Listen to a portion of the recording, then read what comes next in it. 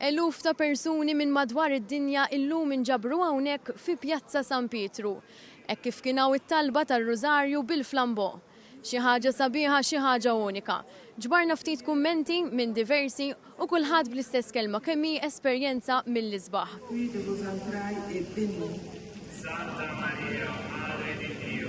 Il-purċissjoni għal Flambeaux tas-sibt filgħaxija tmexxiet mill-Kardinal Louis Antonio Taljem u kien mument uniku għal ħafna li f'dawn il-jiem jinsabu fil-Vatikan. We are just here for the new Pope.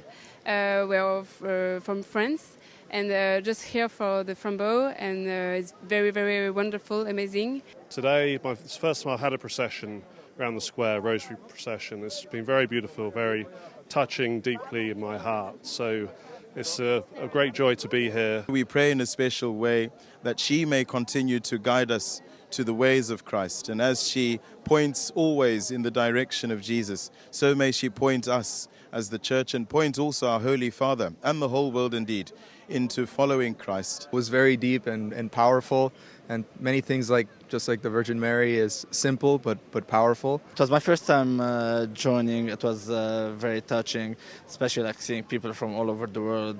Oh, it was amazing. It was beautiful to be here with everyone praying the rosary, but especially to see the light on in the Apostolic Palace, and just thinking that, Pope Leo was up there, maybe following along with us. For me, that was the most emotional part, was to see him. Well, we didn't see him, but I don't know, just knowing that he's there.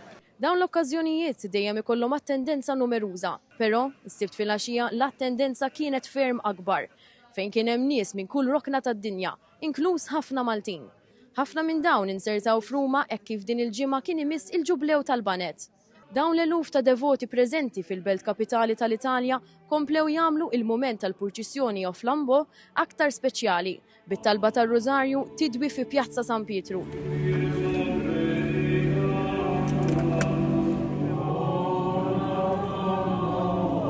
Intant, is-sibt stess Net News kien preżenti għal mument uniku fejn il-Papa daħal f'Santa Marija Maggiore biex isellem lill-Papa Franġisku fil-post fejn hu midfun.